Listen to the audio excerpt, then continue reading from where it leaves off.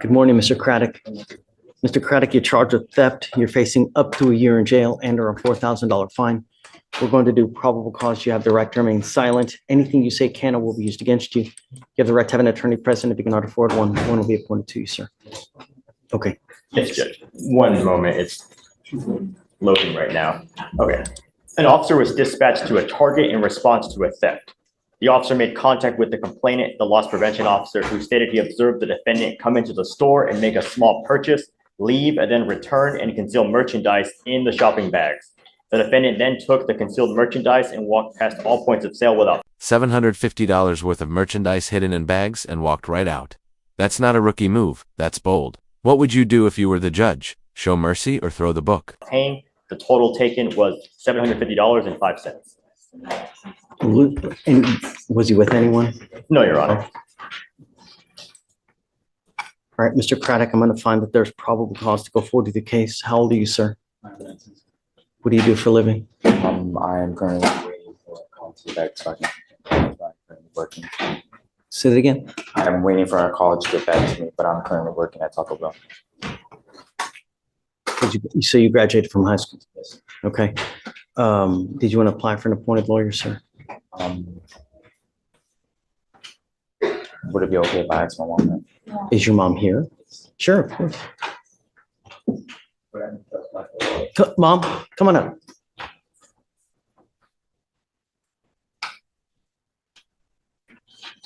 Thank you so much for coming. Did you hear what happened? Okay. I'm asking him if he wanted to apply for an appointed lawyer. I don't want to talk about the case. I only would like to know, do you want a court-appointed lawyer? This is his first offense. He's never been in trouble. Let's not talk about the case. Oh, come on. I only want to know whether you guys would like a lawyer or not.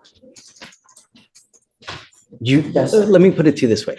You need a lawyer. I was about to say yes, sir. So you can either go hire a lawyer or, right. Mr. Craddock, theft cases are probably one of the worst possible cases that you can pick up in this life. Once you are branded a thief, it's going to be nearly impossible to get a job. I have people that come back to me and say, hey, man, I can't get this apartment because I got this theft conviction. Please. It's truly one of the worst. You're just now starting in life. Life is hard enough for a young black man in this society. Now you can make it even harder. Come on, man. Really? Go to school, study hard. You become something in this life. We'll give you a lawyer now. Don't go back to any Target. It's a part of your bond condition. If I find that you go back to Target, guess what happens? Right. I'm not asking much. Just follow the law.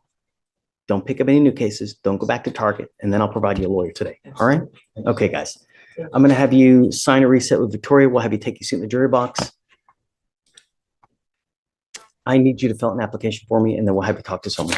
Okay? Yes, ma'am. All right, Judge, page 6, Who you say? top of page 6. Gascon. Good morning, Mr. Gascon. Sir, you're charged with driving while intoxicated. It's elevated to a Class A misdemeanor because of the high blow, so you're facing up to a year in jail and or a $4,000 fine. We're going to do probable cause. You have the right to remain silent. Anything you say can or will be used against you. You have the right to have an attorney present. If you cannot afford one, one will be appointed to you, sir. Yes, Judge. Okay. On December 6, 2024, officers conducted a traffic stop on the defendant's vehicle after observing it travel at a high rate of speed, approximately 67 miles per hour in a 50-mile-per-hour zone, and turning without using a turn signal. Upon contact with the defendant, the officer observed a strong odor of an alcoholic beverage and red glassy eyes. The defendant advised he was coming from a company party and admitted to drinking 2 beers. Standard field sobriety tests were conducted.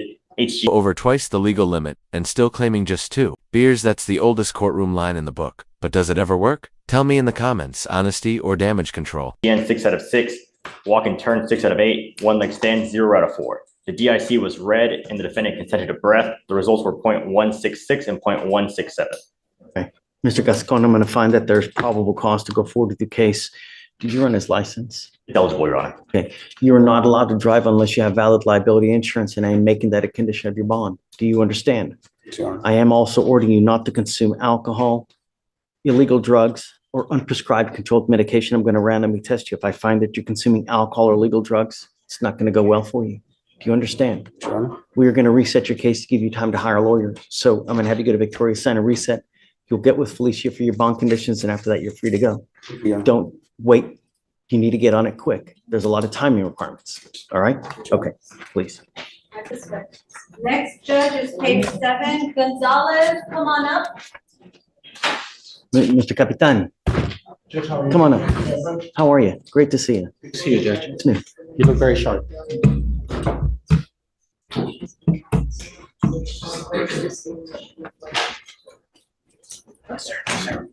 Morning, Mr. Gonzalez. Morning, yes, sir. So you're charged with driving while intoxicated. You're facing up to 6 months in jail and or a $2,000 fine. We're going to do probable cause. You have the right to remain silent. Anything you say can or will be used against you. You have the right to have an attorney present. If you cannot afford one, one will be appointed to you, sir. Yes, Judge. On December 7th, 2024, officers conducted a traffic stop on the defendant's vehicle at approximately 1:59 a.m. after observing it driving without lights when required near the Texas Avenue. And the officer observed the defendant to be the driver and sole occupant of the vehicle. Officers observed the defendant to have red bloodshot, watery eyes and appear unsteady on his feet. The officers also observed a strong odor of an alcoholic beverage emanating from his breath. The defendant stated he was coming from a bar where he had been drinking since around 11 p.m. The defendant had 6 clues on the HGN, but refused other standard field sobriety tests. The DIC was read, but the defendant refused. A blood search warrant was drawn and executed. Got it. All right, Mr. Gonzalez, I'm going to find that there's probable cause to go forward with the case. Have you run his license? Yes, Judge, it's eligible. Mr. Gonzalez, I'm ordering you not to drive unless you have valid liability insurance in your name. Do you understand? I'm also ordering you not to consume alcohol, illegal drugs, or unprescribed controlled medication. You're going to be randomly tested. If you're found to be consuming alcohol or illegal drugs, you will go to jail. I don't know if you'll get another PR bond. Do you understand? Now you have a lawyer. You've got a great lawyer. Listen to him and he'll take care of you. If he tells me he can't get a hold of you because you're playing games, then I will issue a warrant for your arrest. I'm waiving your appearance so you don't have to waste your time coming to court, but you got to stay in touch. You understand? All right. I'll have you go to Victoria, sign a reset. We'll get you with Felicia for your bond conditions. Then you guys are free to go. Thank you, Judge. Any questions? Well, no driver, we'll talk about that. My brother every day, and said, insurance on my name. Insurance. You guys talk. If there's anything else that you need, you can always come back. Gomez, come on up. Do you know if Lori is Lori going to be here today? Lori? Oh, I'm not sure. She's usually here first thing in the morning. Because we have Mr. Mireles here, you know? I can text her now. Yeah, please. All right. You are Roland Gomez. Yes, sir. Mr. Gomez, you're charged with terroristic threat of a family or a household member. That allegation kicks it up to a Class A misdemeanor, so you're facing up to a year in jail and or a $4,000 fine. We are going to do probable cause. You have the right to remain silent. Anything you say can or will be used against you. You have the right to have an attorney present. If you cannot afford one, one will be appointed to you, sir. Yes, Judge. All right. On December 7th, 2024, officers were dispatched to a disturbance regarding an unknown weapon at an apartment complex in Harris County, Texas. Upon arrival, the officers met with the complainant, who advised that the defendant, her brother, came home from work drunk and began arguing with her. The complainant stated that at one point, the defendant told her, "I'm going to fuck you all up, I'm going to beat your ass, and I don't care who gets in my way." The complainant stated she was in fear for her life and believed the defendant was going to follow through with the threat to her. Upon making contact with the defendant, the officer observed red glassy eyes and a moderate odor of an alcoholic beverage. Got it. All right, Mr. Gomez, I'm going to find that there's probable cause to go forward with your case. You have the rip done. What does sister want? Does she want to continue to have contact with him? Your Honor, the RIP has not been completed at this time.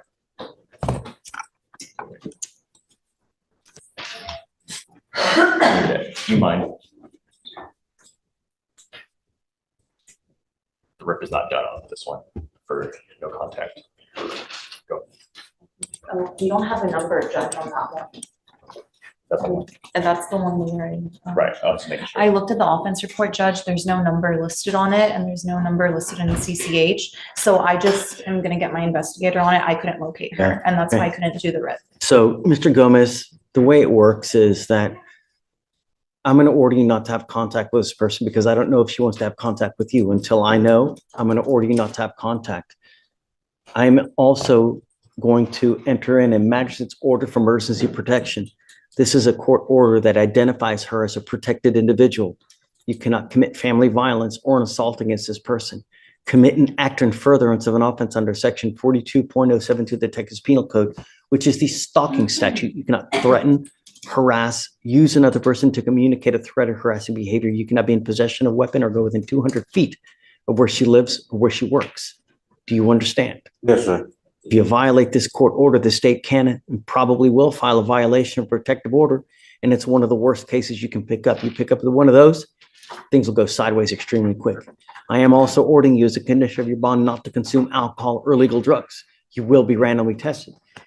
If I find that you're consuming alcohol or illegal drugs, likewise, you will end up getting your bond revoked. Do you understand? What do you do for a living? One more, sir. Car pusher. Good. And I'm just A month. I don't want to talk about the case. No. You need a lawyer to represent you, and I'm asking you these questions to see whether you have the ability to hire a lawyer. I don't have no, I don't have the money to hire, but I thought I signed for. I'm happy that you're working. It makes me happy, and I'm happy to give you a lawyer if you're working full-time. As long as you're not a danger to my public, you and I will be best friends. This judge nails the point. Justice isn't just about punishment. It's about protecting people. Do you agree? Even, I don't care. You're not killing it. That's okay. But I'm happy to give you a lawyer. My only concern is follow the law. Don't be a danger to my public. Do you understand? Yes, sir. As long as you're not a danger, you and I will be best friends. Otherwise, we'll be mortal enemies. And I'm telling you, it's not going to go well. Do you understand? Yes, sir. Just keep working. Do your thing. I already have an application on file. So for now, I'm going to have you go to Victoria, sign a reset. We're going to have you take a seat in the jury box while we compile all the documents, while we sign it. And then I'll have you talk to a lawyer here momentarily. Okay. And my only question is, they wanted to see like paperwork to see at my job. They wanted to see some paperwork that it could show that I can't go back to work. Since the moment I had gotten the PR bond, they just asked me to wait to go to court. So temporarily just see. Do you need like a work excuse? No, to like, am I allowed to like go back? Like they told me to take the. So let's do this. Let me give you the lawyer.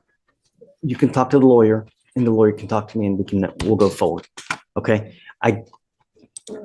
Let's just do that. To work. Yes, sir. Yeah. And I want you to go back to work. You need to be productive, right? So, all right, let me have you just sign a reset and we'll have you take a seat in the jury box and I'll find your lawyer here momentarily. Okay?